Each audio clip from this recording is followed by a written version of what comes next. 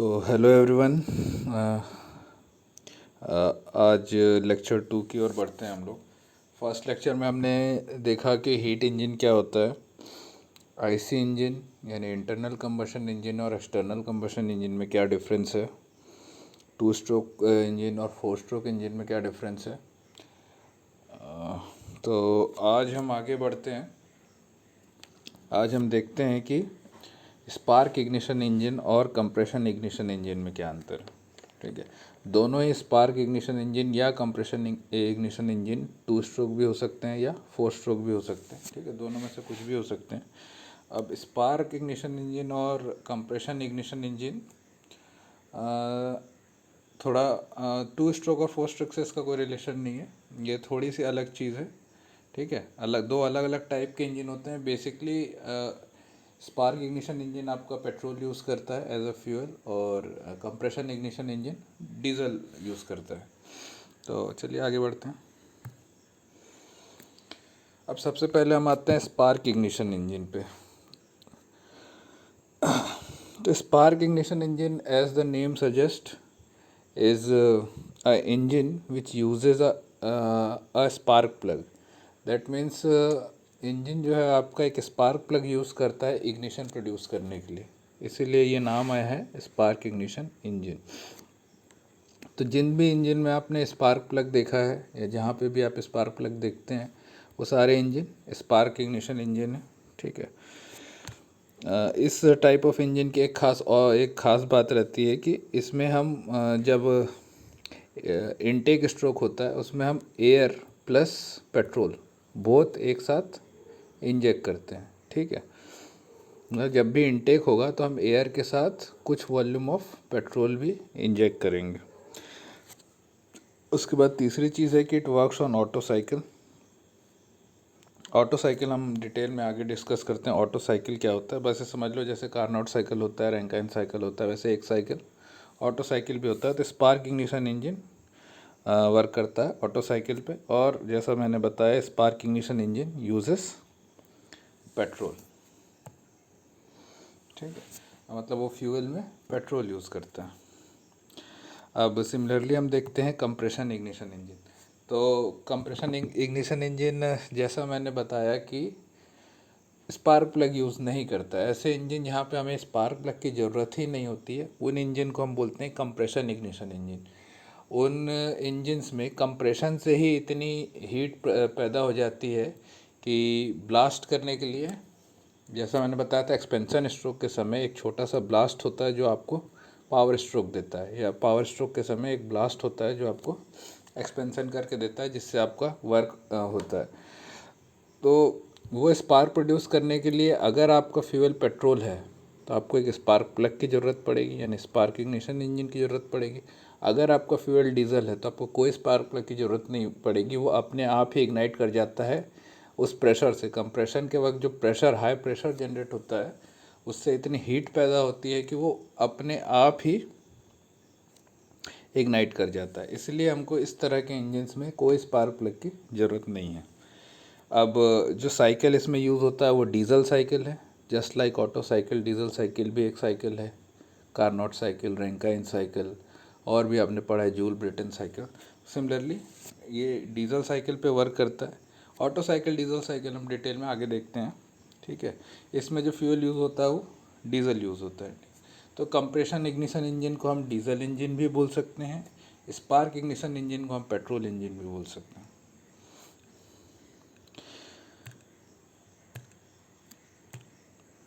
अब देखते हैं ऑटो साइकिल क्या होता है। तो जैसा हमने बताया स्पार्क इग्निशन इंजन, याद रखना स्पार्क इग्निशन इंजन वर्क करता है ऑटो साइकिल पे, कंप्रेशन इग्निशन इंजन वर्क करता है डीजल साइकिल पे। अच्छा एक बात और, ऐसा क्यों पेट्रोल के समय हमको एक स्पार्क प्लग की ज़रूरत पड़ जाती है बट डीजल के समय हमें किसी स्पार्क प्लग की ज़रूरत नहीं है। ऐसा इसलिए कि एक वर्ड रहता है इग्निशन टेम्परेचर। इग्निशन टेम्परेचर, अभी इग्निशन टेम्परेचर क्या है? इग्निशन टेम्परेचर वो टेम्परेचर है जिस टेम्परेचर पे फ्यूल इग्नाइट हो जाता है, यानी जब वो ब्लास्ट करने की क्षमता आ जाती है उसमें। ठीक है, उसको हम इग्निशन बोलते हैं। तो उस वो टेम्परेचर जिस पे फ्यूल इग्नाइट कर जाता है उसको हम बोलते हैं इग्निशन टेम्परेचर। तो पेट्रोल के केस में क्या होता है कि इग्निशन टेम्परेचर बहुत हाई है। तो इसका क्या मतलब हुआ, अगर किसी चीज़ का इग्निशन टेम्परेचर बहुत हाई होगा मतलब उसको हमको बहुत ज़्यादा गर्म करना पड़ेगा इग्नाइट करने के लिए, ठीक है। तो वही चीज़ होता है, पेट्रोल का इग्निशन टेम्परेचर बहुत हाई होता है इसलिए इसको हाई हीट की ज़रूरत होती है। तो कंप्रेशन से जो हीट पैदा होता है, ठीक है, वो सफिशेंट नहीं है पेट्रोल के लिए इग्नाइट होने के लिए, तो हमको अलग से एक स्पार्क भी देना होता है, ठीक है। बट डीज़ल के साथ ऐसा नहीं है, डीज़ल का ignition temperature as compare to petrol बहुत कम होता है, तो थोड़े से टेम्परेचर राइज पे भी इग्नाइट कर जाता है, ठीक। इसीलिए हमको उसमें कोई स्पार्क देने की ज़रूरत नहीं है। अब चलिए बढ़ते हैं ऑटो साइकिल पे। अब ऑटो साइकिल में क्या होता है, constant volume heat addition and constant volume heat rejection. आप जैसा कि फिगर से देख सकते हैं 2 to 3 constant volume heat addition हो रहा है और 4 to 1 constant volume heat rejection हो रहा है। पीवी डायग्राम में देखिए 2 to 3 ये वाला कांस्टेंट वॉल्यूम,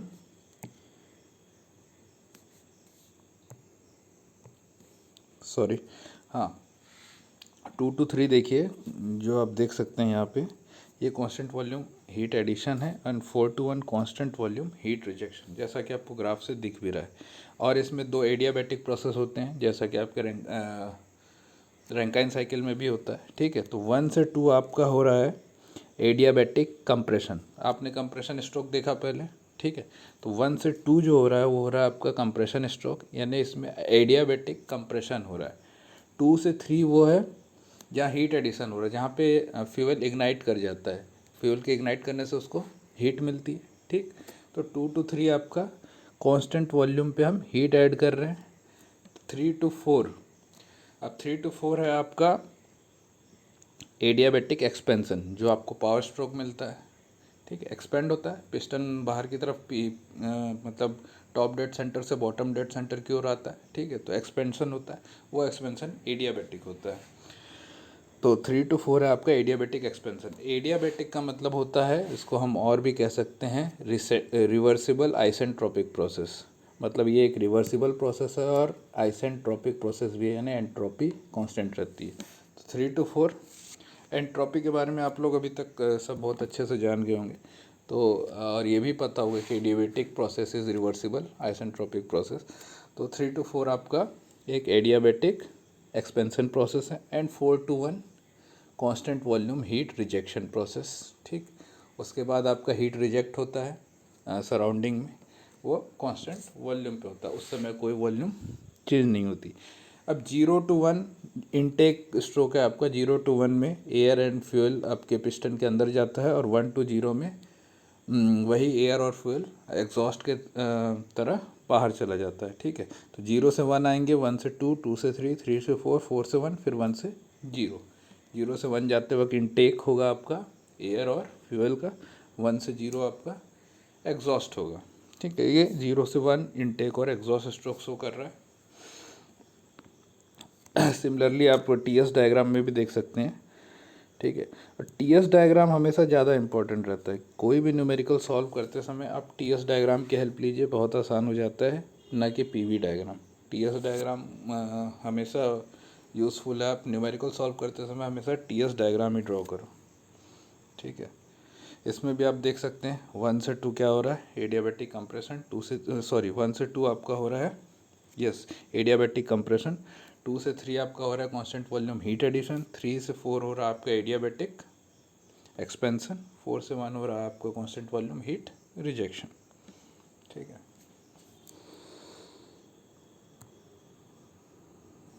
ये वही चीज़ें हैं। 0 to 1 a mass of air is drawn into the piston cylinder arrangement at constant pressure. Process 1 से 2 is adiabatic compression of the charge as the piston moves from bottom dead center to top dead center. 1 से 2 आपका compression stroke है, compression stroke, और वो भी adiabatic compression हो रहा है, यानी कि बॉटम डेड सेंटर से टॉप डेड सेंटर की ओर पिस्टन जा रहा है। Process 2 to 3 is a constant volume heat transfer to the working gas from an external source while the piston is at top dead center. ठीक है। This process is intended to represent the ignition of the fuel air mixture and the subsequent rapid burning. तो जैसा कि हमने discuss किया, process 2 से 3 जो है constant volume heat addition process है।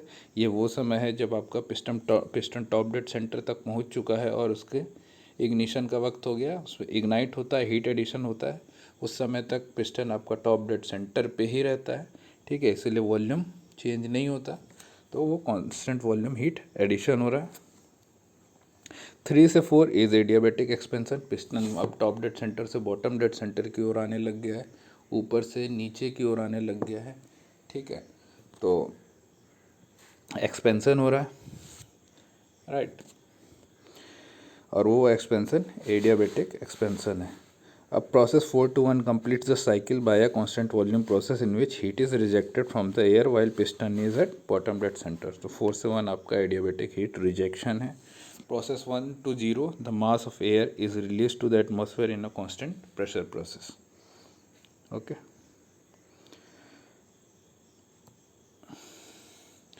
अब हमने जो अभी ऑटो साइकिल देखा वो एक थ्योरेटिकल ऑटो साइकिल था, ठीक है।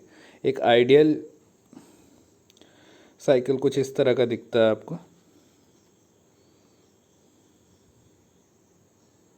राइट।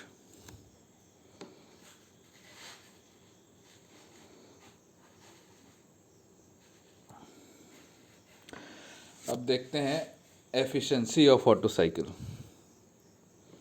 ठीक है। अब हम कोशिश करते हैं डिराइव करने का कि ऑटो साइकिल जो है उसकी एफिशिएंसी क्या हो सकती है। हर जगह आपने रैंकाइन साइकिल की भी एफिशिएंसी डिराइव की होगी, तो सिमिलरली हम कोशिश करेंगे अभी कि ऑटो साइकिल की एफिशिएंसी डिराइव करें, राइट। तो उसके पहले जैसा कि हमने टीएस डायग्राम पहले डिस्कस कर चुका है, क्या क्या प्रोसेसेस हैं। 1 से 2 एडियाबैटिक कंप्रेशन, 2 से 3 कांस्टेंट वॉल्यूम हीट एडिशन, 3 से 4 adiabatic expansion and 4 to 1 constant volume heat rejection.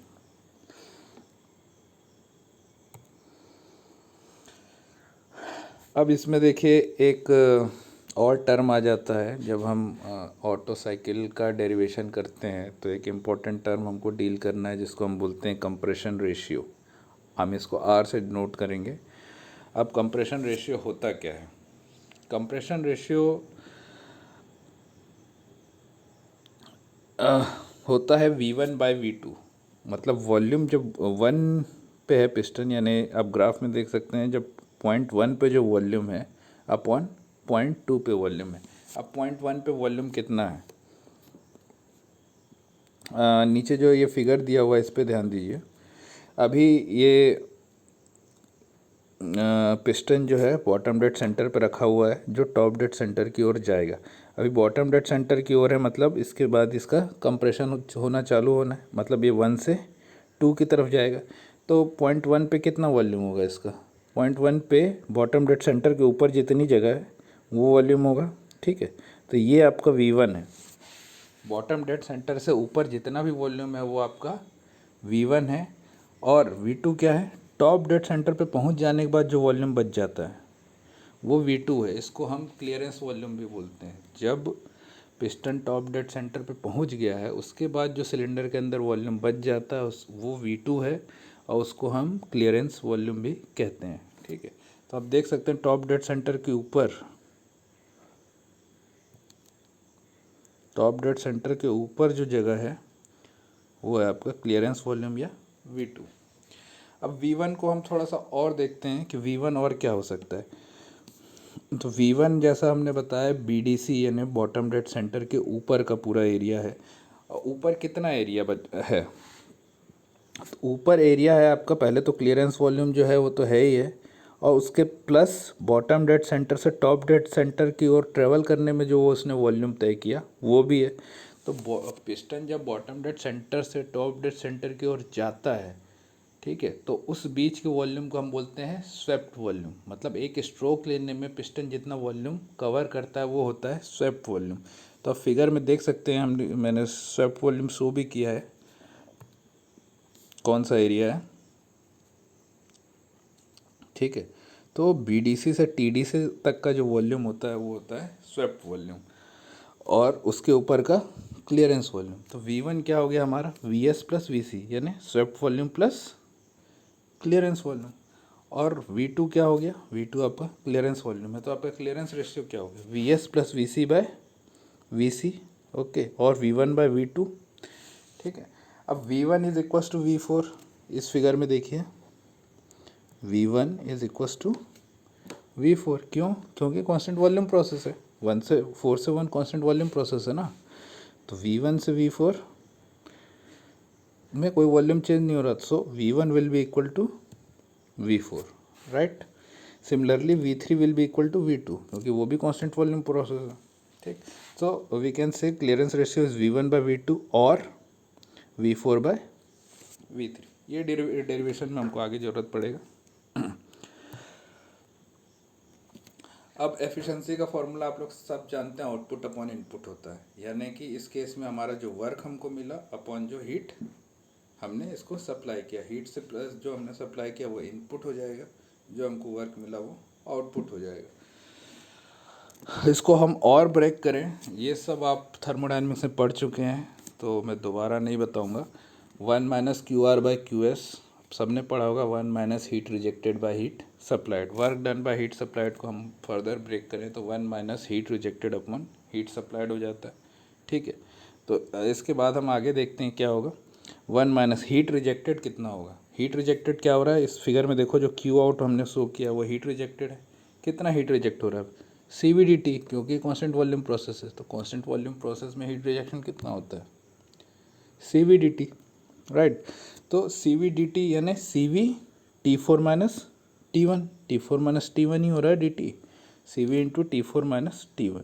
Similarly heat addition कितना हो रहा है या हीट सप्लाई कितना कर रहे हैं हम, CV T3 माइनस T2, तो सेम हो गया। तो CV कैंसिल हो जाएगा, हमारे पास बच जाएगा 1 माइनस, इधर देखो 1 minus T4 minus T1 upon T3 minus T2।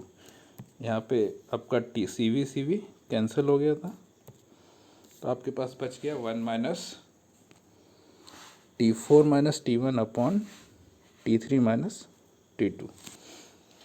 अब इसके बाद हम आगे आते हैं, ये भी आप थर्मोडायनामिक्स में पढ़ चुके हैं, ठीक है, दोबारा मुझे डेरिवेशन डिराइव करने की ज़रूरत नहीं है कि एडियाबैटिक प्रोसेस जब भी होता है तो T1 by T2 is equal to V2 by V1 to the power gamma minus 1। ये फार्मूला आप लोग सब देख चुके हैं पहले, आप लोगों को पता भी होगा। सो हम इसको यहाँ पे आके यूज़ करने वाले हैं। तो T1 बाई T2, क्योंकि T1 से T2 एडियाबैटिक प्रोसेस है, so T1 by T2 will be equal to V2 by V1 to the power gamma minus 1, ठीक है। एंड सिमिलरली 3 से 4 भी एडियाबैटिक प्रोसेस है, तो T3 by T4 will be equal to V4 by V3 gamma minus 1। इसको हम further और simplify करते हैं, T2 would be equal to T1 into V1 by V2 to the power gamma minus 1। इसको हम further और सिंप्लीफाई करेंगे तो आपका T2 would be equal to T1 into V1 by V2 to the power gamma minus 1, ठीक है। अब V1 by V2 हमने क्या देखा था, क्या होता है, कंप्रेशन रेशियो। सो इसको फर्दर कैसे लिख सकते हैं, T2 equals to T1 R gamma minus 1, R है आपका कंप्रेशन रेशियो, ठीक। सिमिलरली हम इसको भी फर्दर सिंप्लीफाई करते हैं, we will get T3 into T4 R gamma minus 1, क्योंकि V4 बाई V3 भी क्या है, कंप्रेशन रेशियो। पीछे चल के देख लेते हैं एक बार,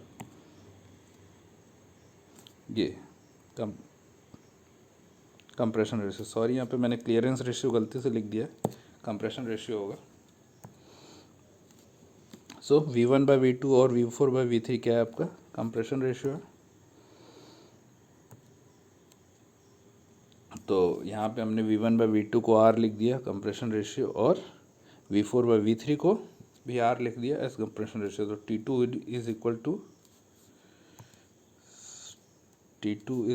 T1 R gamma minus 1, T3 equals to T4 R gamma minus 1। Let's come next. अब इसको हम सब्स्टिट्यूट कर देते हैं इन इक्वेशन 1। इक्वेशन 1 मतलब जो हमने एफिशिएंसी का फार्मूला यहाँ निकाला है, ये वाला फार्मूला, ठीक है। इसमें हम T2 और T3 की वैल्यू पुट कर देंगे यानी डिनोमिनेटर में। तो T4 R गामा माइनस 1 यहाँ पुट कर दिए, T1 R गामा माइनस 1 यहाँ पुट कर दिए। R गामा माइनस 1 आपका कॉमन आ गया, T4 माइनस T1 ऊपर नीचे कैंसिल हो गया। तो आपके पास एफिशिएंसी का पहला फॉर्मूला आ गया 1 minus 1 by compression ratio to the power gamma minus 1 और 1 minus 1 by R to the power gamma minus 1। इसको याद रखना, बहुत इंपॉर्टेंट फार्मूला है। एक लाइन, ये छोटे से फार्मूले से हर बार 2 नंबर का गेट में एक नए क्वेश्चन आ ही जाता है, ठीक है। तो बहुत इजी है, इसको याद रखिएगा। गेट के क्वेश्चन हम आगे सॉल्व करेंगे फर्दर क्लासेस में, ठीक है। पहले थ्योरेटिकल पोर्शन ख़त्म कर लेते हैं, फिर गेट के क्वेश्चन हम ट्राई करेंगे इस टॉपिक से रिलेटेड। नेक्स्ट इसको हम आगे और सिंप्लीफाई करने की कोशिश करते हैं। हम एफिशिएंसी को सिर्फ टेम्परेचर के टर्म्स में लाने की कोशिश करते हैं, ठीक है। तो अब जैसा हमने पहले डिस्कस किया, एडियाबैटिक प्रोसेस है, तो T2/T1 हो गया आपका V1/V2 to the power gamma minus 1, ठीक है। T2/T1 equals to V1/V2 to the power gamma minus 1। अब V1 is equals to V4 क्योंकि कांस्टेंट वॉल्यूम प्रोसेस है। इसमें देख लो फिगर में, V1 is equals to V4, T2 equals to T3। Similarly हम यहाँ पे पुट कर दिए हैं, V1 को V4 कर दिए, V2 को V3 कर दिए, ठीक है, क्योंकि कांस्टेंट वॉल्यूम प्रोसेस है।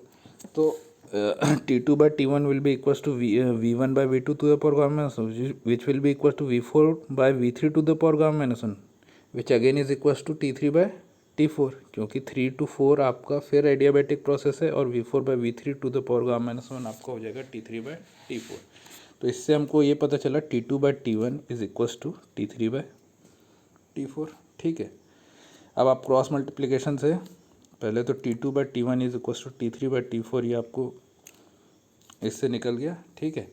अब हम क्रॉस मल्टीप्लाई करके 3 को यहाँ ले आते हैं, T1 को उधर लेके चले जाते हैं, तो T2/T3 is equals to T1/T4, ठीक है। अब T2/T3 is equals to T1/T4 हो गया। हम अपने ओरिजिनल इक्वेशन में इसको पुट करके देखते हैं क्या होता है। Efficiency is equals to 1 minus T4 minus T1 upon T3 minus T2, ये आया था। अब हम ऊपर वाले यानी कि न्यूमरेटर में T1 कॉमन निकाल लेते हैं और डिनोमिनेटर में T2 कॉमन निकाल लेते हैं। अगर न्यूमरेटर से मैंने T1 कॉमन निकाला तो यहाँ हो जाएगा T4/T1, है ना। T1 इंटू T1 कैंसिल हो जाएगा, T1 into T4/T1, T1 cancel हो जाएगा, T4 ही बच जाएगा -1 क्योंकि T1 हम कॉमन निकाल चुके हैं। तो T1 अगर कॉमन निकालते हैं तो आपके पास ब्रैकेट में बच गया T4/T1 -1 और नीचे मैंने T2 कॉमन निकाल लिया, ठीक है। तो यहाँ पे भी हो गया T3/T2 -1। अब हम पहले देख चुके हैं कि T4/T1 is equals to T4/T1 is equals to T3/T2।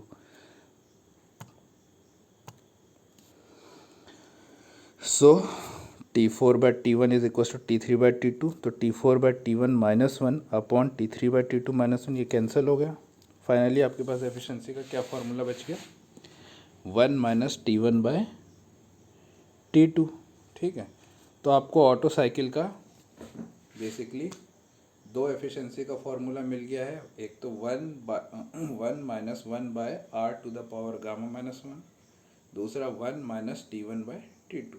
तो ये दोनों फार्मूलेज याद रखिएगा, आगे न्यूमेरिकल्स में हमको काम आएगा, ठीक है। ये स्लाइड बार बार चेंज हो जा रहा है, उसके लिए देख लेना, थोड़ा मैनेज कर लेना। तो आज हम यहीं ख़त्म करते हैं। इसके बाद सिमिलरली हम कंप्रेशन इग्निशन इंजन यानी कि डीजल साइकिल के एफिशिएंसी का डेरिवेशन देखेंगे। उसके बाद उससे रिलेटेड कुछ यूनिवर्सिटी बेस्ड न्यूमेरिकल करते हैं और कुछ गेट बेस्ड न्यूमेरिकल करते हैं। अभी तक के टॉपिक से रिलेटेड जो गेट में क्वेश्चन आ चुके हैं प्रीवियस ईयर वो देख लेंगे, और यूनिवर्सिटी बेस्ड जो लॉन्ग आंसर जो लंबे सॉल्यूशन वाले रहते हैं वो भी देखेंगे, ठीक है। नेक्स्ट क्लास में हम आपका देखेंगे diesel cycle. Okay, thank you. आप लोगों को कुछ भी डाउट हो मुझे पर्सनली व्हाट्सअप भी कर सकते हो, या नीचे कमेंट सेक्शन में भी आप लिख सकते हैं। मैं जब भी पढ़ूँगा, कभी लेक्चर में गूगल मीट में आपको बता दूँगा या वीडियो के थ्रू ही बता दूँगा, जैसा भी हो, ठीक है। Okay, thank you. और जिन्होंने लेक्चर 1 मिस किया है उसका भी यूट्यूब लिंक में डाल दिया हूँ ग्रुप में, उसको भी देख लेना एक बार। जो देख चुके हैं वो भी रिवाइज़ कर लेना, और जो उस दिन नहीं थे वो भी देख लेना।